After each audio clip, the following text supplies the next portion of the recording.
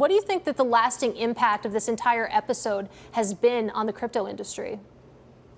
Well, I certainly hope that as we saw a lot of tourists and scam artists and others exit the space because they weren't able to make a quick, fast buck anymore, I hope that that continues. I hope that there is sufficient recognition that there are eyes on things that seem outlandish or unbelievable.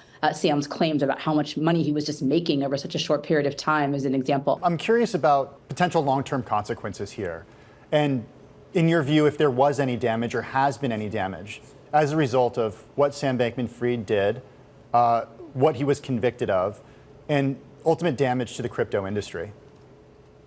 Well, I think it's important to note, Tim, as I think others have said, that there were no new laws needed here. I mean, Sam was convicted on laws that have been on the books for a very, very, very long time, and he committed one of the oldest crimes in the book, namely fraud. And then, of course, adding on the perjury, the witness tampering, everything else that came along with that.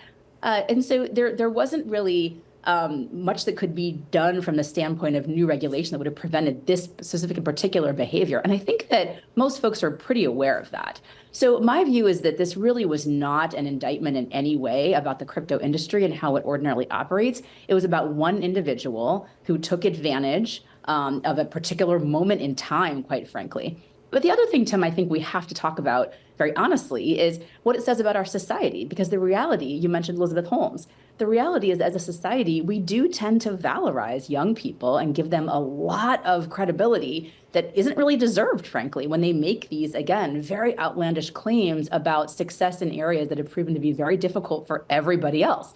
And we have to talk about that and think about what is it about our society that elevates some of these folks, and I think Sam was one of them, to a place where their status is almost unassailable and they can get away with things like this.